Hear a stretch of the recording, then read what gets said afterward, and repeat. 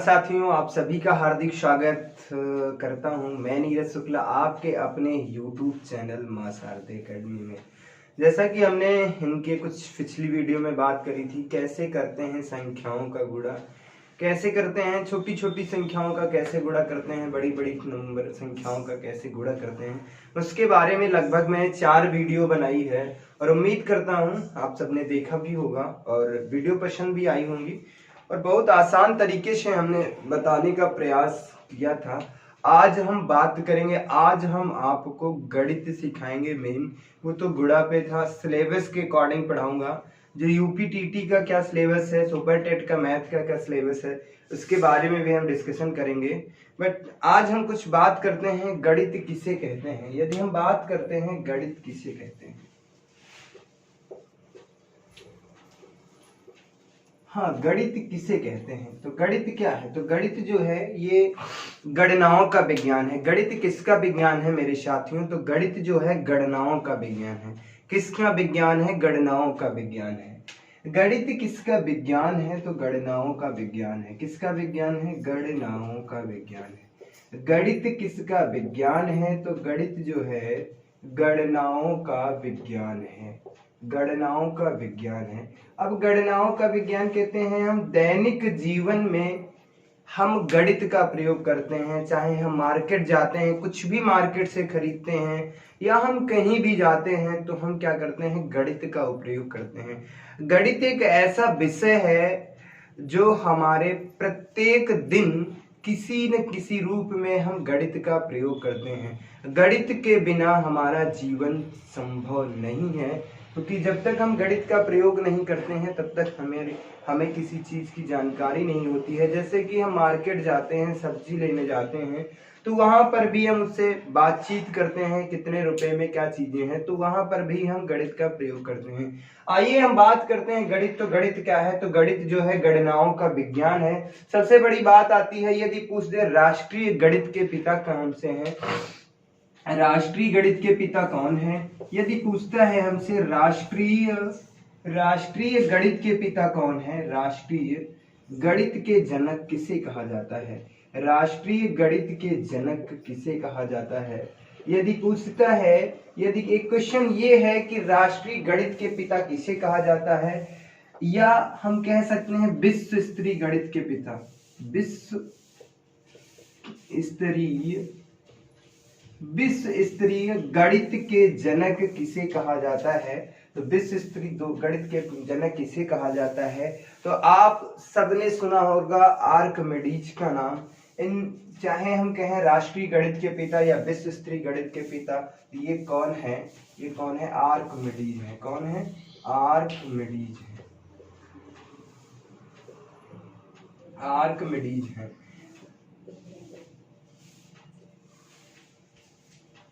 बात करते हैं राष्ट्रीय गणित के जनक कौन है, तो हमारे राष्ट्रीय गणित के जनक जो हैं आर्किमिडीज हैं।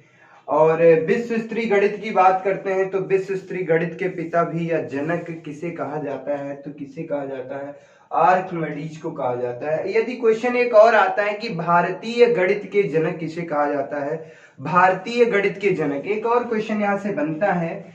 यहाँ से जितने प्रकार के क्वेश्चन बनेंगे वो सारे क्वेश्चन मैं कराऊंगा, क्योंकि यहाँ से कई बार क्वेश्चन पूछे जाते हैं। और तो सबसे बड़ी बात आती है भारतीय गणित के जनक किसे कहा जाता है। यदि भारतीय गणित के जनक पूछता है, भारतीय गणित के जनक किसे कहा जाता है, भारतीय गणित के जनक किसे कहा जाता है, मेरे साथियों सबको पता होगा आर्यभट्ट को कहा जाता है। किसे कहा जाता है, आर्यभट्ट को कहा जाता है। भारतीय गणित के पिता किसे कहा जाता है, आर्यभट्ट को कहा जाता है। अब आर्यभट्ट दो लोग थे, आर्यभट्ट प्रथम थे, आर्यभट्ट सेकंड थे, तो किसे कहा जाता है, तो आर्यभट्ट प्रथम को कहा जाता है मेरे साथियों। यदि हम बात करते हैं भारतीय गणित के जनक किसे कहा जाता है, तो आर्यभट्ट को कहा जाता है। किसे कहा जाता है, आर्यभट्ट को। एक क्वेश्चन और बनता है, आधुनिक गणित के पिता किसे कहा जाता है, आधुनिक गणित के पिता किसे कहा जाता है मेरे साथियों, तो आधुनिक गणित के पिता किसे कहा जाता है? आधुनिक गणित के पिता किसे कहा जाता है? तो सभी लोगों ने रामानुजन का नाम सुना होगा। श्रीनिवास रामानुजन को कहा जाता है। किसे कहा जाता है? श्रीनिवास रामानुजन को किसे कहा जाता है? रामानुजन को कहा जाता है। रामानुजन को कहा जाता है। इतनी चीजें हम बताने का प्रयास किए। यदि क्वेश्चन पूछता है विश्व स्तरीय गणित के जनक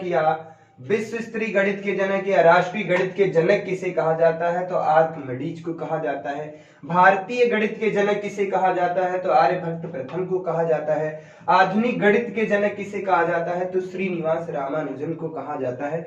ये कुछ बेसिक चीजें हैं जो हम बताने का प्रयास करते हैं। यहां से एक क्वेश्चन 100% में है, हर एक बार पूछा जाता है। और हम बात करते हैं राष्ट्रीय गणित दिवस कब मनाया जाता है। अब हम बात कर लेते हैं राष्ट्रीय गणित दिवस। राष्ट्रीय गणित दिवस कब मनाया जाता है? तो राष्ट्रीय गणित दिवस कब मनाया जाता है मेरे साथियों? राष्ट्रीय गणित दिवस कब मनाया जाता है? तो राष्ट्रीय गणित दिवस 22 दिसंबर को मनाया जाता है। कब मनाया जाता है? तो राष्ट्रीय गणित दिवस 22 दिसंबर को मनाया जाता है। तो 22 दिसंबर को हम मनाते हैं राष्ट्रीय गणित दिवस। हाँ, राष्ट्रीय गणित दिवस कब मनाया जाता है? तो 22 दिसंबर को मनाया जाता है। ये राष्ट्रीय दिवस किसके उपलक्ष्य में मनाया जाता है? तो ये जो राष्ट्रीय गणित दिवस है ये किसके उपलक्ष्य में मनाया जाता है?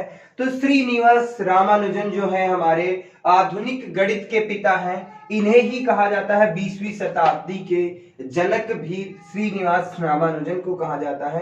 तो ये जो राष्ट्रीय गणित दिवस मनाया जाता है ये 22 दिसंबर को मनाया जाता है। श्रीनिवास रामानुजन के जन्मदिन पर मनाया जाता है। कब मनाया जाता है?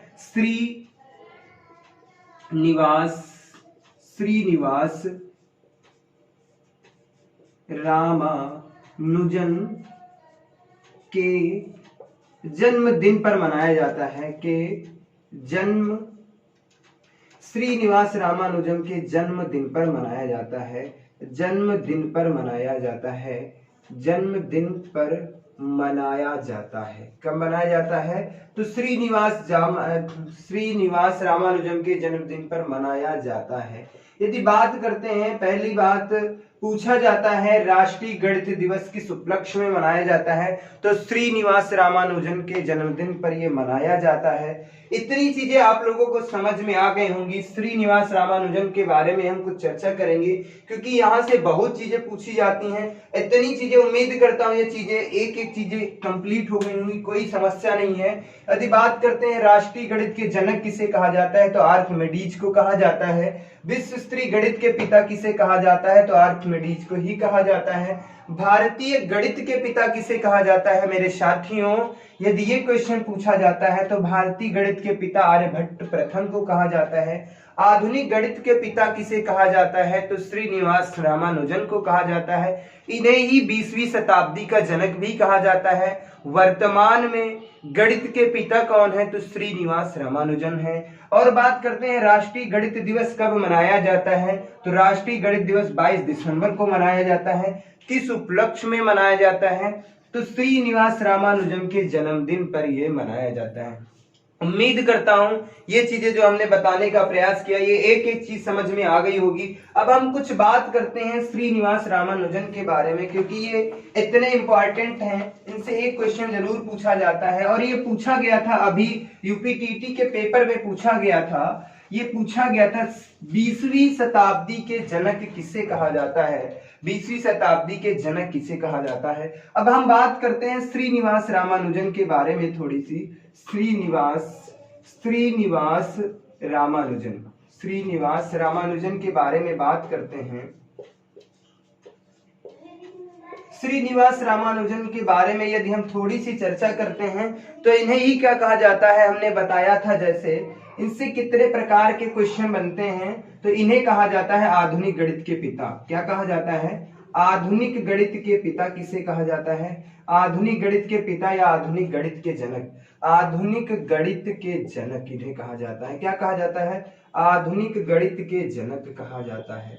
आधुनिक गणित के जनक किसे कहा जाता है? तो श्रीनिवास रामानुजन को कहा जाता है। वर्तमान गणित के पिता किसे कहा जाता है? वर्तमान गणित के पिता किसे कहा जाता है? तो श्रीनिवास रामानुजन को कहा जाता है। और बात करते हैं गणितों का गणितज्ञ किसे कहा जाता है? तो श्रीनिवास रामानुजन को कहा जाता है। और एक क्वेश्चन बनता है गणितों का गणितज्ञ, गणितों का गणितज्ञ भी इन्हें ही कहा जाता है। गणितों का गणितज्ञ भी इन्हें ही कहा जाता है। गणितों का गणितज्ञ किसे कहते हैं? तो श्रीनिवास रामानुजन को कहते हैं। और हम बात करते हैं गणित के जादूगर किसे कहा जाता है? गणित के जादूगर, गणित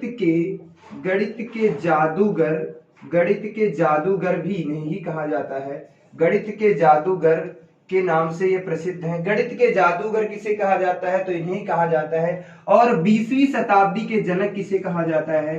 तो 20वीं शताब्दी के जनक, किस शताब्दी के? 20वीं शताब्दी के जनक, 20वीं शताब्दी के जनक, 20वीं शताब्दी के जनक भी इन्हें ही कहा जाता है। 20वीं शताब्दी के जनक किसे कहा जाता है? और जो होता है गणित दिवस इनके जन्मदिन पर मनाया जाता है। अंतरराष्ट्रीय, राष्ट्रीय गणित दिवस, राष्ट्रीय गणित दिवस, राष्ट्रीय गणित दिवस, राष्ट्रीय गणित दिवस इनके जन्मदिन पर मनाया जाता है। इस गणित दिवस इनके जन्मदिन पर मनाया जाता है। जन्मदिन पर मनाया जाता है। जन्मदिन पर मनाया जाता है, मनाया जाता है। इतनी चीजें आप लोगों को समझ में आ गई हैं। उम्मीद करता हूं ये चीजें समझ में आ रही होंगी। इनसे बहुत ज्यादा क्वेश्चन बनते हैं। श्रीनिवास रामानुजन क्या है? तो आधुनिक गणित के पिता किसे कहा जाता है? तो आधुनिक गणित के पिता किसे कहा जाता है मेरे लाल? जैसा कि इसके पहले हमने बात करी थी, तो आधुनिक गणित के पिता किसे कहा जाता है? श्रीनिवास रामानुजन को कहा जाता है। वर्तमान में गणित के पिता कौन है? तो वर्तमान में गणित के पिता है श्रीनिवास रामानुजन है। गणितों का गणितज्ञ किसे कहा जाता है? तो श्रीनिवास रामानुजन को ही कहा जाता है। गणित का जादूगर किसे कहा जाता है? तो गणित का जादूगर भी इन्हें कहा जाता है। 20वीं शताब्दी के जनक किसे कहा जाता है? तो 20वीं शताब्दी के जनक भी इन्हें ही कहा जाता है। राष्ट्रीय गणित दिवस इनके जन्मदिन पर मनाया जाता है। और राष्ट्रीय गणित दिवस कब मनाया जाता है? तो हमने अभी बताया था 22 दिसंबर को मनाया जाता है। 22 दिसंबर को, प्रत्येक वर्ष 22 दिसंबर को मनाया जाता है। उम्मीद करता हूं ये सारी चीजें समझ में आ गई होंगी। अच्छा, एक इनकी पुस्तक है, श्रीनिवास रामानुजन की पुस्तक है। श्रीनिवास रामानुजन की जो एक पुस्तक है उसका क्या नाम है, उसके बारे में हम थोड़ी सी चर्चा कर लेते हैं। तो संख्या सिद्धांत इसकी पुस्तक है। श्रीनिवास रामानुजन की पुस्तक का क्या नाम है? इनकी एक पुस्तक है संख्या सिद्धांत। क्या है? संख्या सिद्धांत। क्या नाम है इन पुस्तक का? संख्या सिद्धांत इनकी पुस्तक है। इतनी बात आती है, इतनी बात इनके क्वेश्चनों से पूछी जाती है, इतने इंपॉर्टेंट है ये मैथ के लिए। और यहां से क्वेश्चन, ये कई बार क्वेश्चन पूछा गया है। 20वीं शताब्दी के जनक किसे कहा जाता है? गणितों का गणितज्ञ किसे कहा जाता है? ये भी क्वेश्चन पूछा गया है। और आधुनिक गणित के पिता किसे कहा जाता है? और राष्ट्रीय गणित दिवस किसके जन्मदिन पर मनाया जाता है? इतने क्वेश्चन यहाँ से पूछे जा चुके हैं। उम्मीद करता हूं ये सारी चीजें समझ में आ गई हैं, इसमें कोई समस्या नहीं है।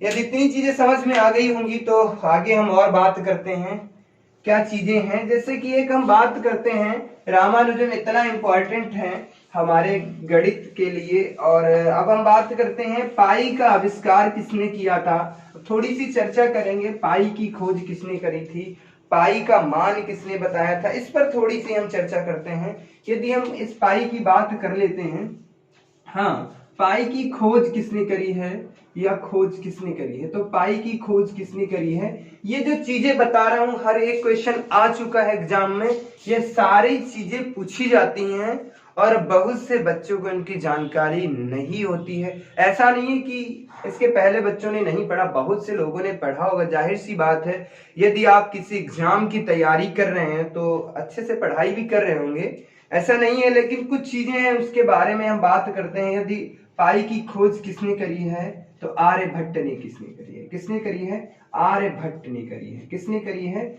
तो पाई की खोज के बारे में बात करते हैं तो आर्यभट्ट प्रथम ने करी है। अच्छा, पाई का मान इसका जो मान है 22/7 किसने बताया है? पाई का जो मान है 22/7, ये कैसा मान है? तो ये लगभग का मान है। कैसा मान है? लगभग का मान है। ये किसने बताया है? तो पाई की खोज जरूर आर्यभट्ट प्रथम ने करी है, लेकिन इसका जो मान बताया है वो आर्यभट्ट सेकंड ने बताया है। किसने बताया है? आर्यभट्ट सेकंड ने बताया है। आर्यभट्ट सेकंड ने। यहां से दो क्वेश्चन पूछे जाते हैं, पाई की खोज किसने करी है? तो आर्यभट्ट सेकंड ने। पाई का मान 22/7 किसने बताया है? तो आर्यभट्ट सेकंड ने बताया है। उम्मीद करता हूं ये भी बात समझ में आ गई होगी। अब हम बात करते हैं जीरो की खोज किसने करी थी? जीरो यानी कि शून्य की खोज किसने करी थी? शून्य की खोज किसने करी थी? ये आप लोग बताएंगे हमें, किसने करी थी शून्य की खोज। यदि हम बात करते हैं शून्य की खोज किसने करी थी, तो शून्य की खोज आर्यभट्ट प्रथम ने करी थी। किसने करी थी? शून्य की खोज जो है आर्यभट्ट प्रथम ने करी थी। किसने करी थी? आर्यभट्ट प्रथम ने करी थी। किसने करी थी? आर्यभट्ट प्रथम ने करी थी। किसने करी थी? आर्यभट्ट प्रथम ने। अच्छा, शून्य का पहली बार सर्वप्रथम शून्य का प्रयोग किसने किया था? सर्वप्रथम शून्य का प्रयोग किसने किया था? तो सर्वप्रथम शून्य का प्रयोग जो है ब्रह्मगुप्त ने किया था। किसने किया था? ब्रह्मगुप्त ने किया था। ब्रह्मगुप्त ने सर्वप्रथम शून्य का प्रयोग किसने किया था? ब्रह्मगुप्त ने किया था। शून्य की खोज किसने करी थी? तो आर्यभट्ट प्रथम ने करी थी। उम्मीद करता हूं ये जो चीजें बताने का प्रयास करता हूं, ये दो चीजें हमने बताई है, दोनों चीजें पूछी गई हैं। शून्य की खोज किसने करी, ये क्वेश्चन पूछा गया है। शून्य का सर्वप्रथम प्रयोग या पहली बार प्रयोग किसने किया है, ये पूछा गया है, ब्रह्मगुप्त ने करी है। उम्मीद करता हूं ये सारी चीजें समझ में आ गई होंगी। अब हम बात करते हैं कुछ और चीजों की आपसे। तो इतनी चीजें यदि समझ में आ गई हैं तो हम आगे बात करते हैं गणित क्या है, गणित को कितने भागों में बांटा गया है, क्या है गणित। ये चीजें इतनी इंपॉर्टेंट है, हर एक परीक्षा चाहे जो भी एग्जाम है, यदि वहां पे गणित पूछी जाती है और तो वहां पे ये चीजें जरूर पूछी जाती हैं। यदि हम बात करते हैं गणित को कितने भागों में बांटा गया है मेरे साथियों, तो गणित को मुख्य रूप से 3 भागों में बांट दिया गया है। हम सभी लोग जानते हैं, जैसे कि पढ़ते भी होंगे, अंक गणित, रेखा, बीज गणित, रेखा गणित। किसे? अंक गणित। क्या कहते हैं? अंक गणित। अंक गणित होता है और उसके बाद क्या होता है, गणित को कितने भागों में बांटा गया है, तो 3 भागों में। अंक गणित, उसके बाद आ जाता है बीज गणित। क्या आती है? बीज गणित। और उसके बाद हम लोग पढ़ते हैं क्या, रेखा गणित भी पढ़ते हैं। क्या पढ़ते हैं? रेखा गणित। रेखा गणित भी पढ़ते हैं। यदि हम बात करते हैं अंक गणित के जनक कौन है मेरे साथियों, अंक गणित के जनक कौन है, यदि ये क्वेश्चन पूछा जाता है, कई बार ये पूछा गया है, अंक गणित के जनक, तो अंक गणित के जनक कौन है, किसी को पता है? यदि किसी बच्चे को पता हो तो हमें कमेंट बॉक्स में जरूर बताएं।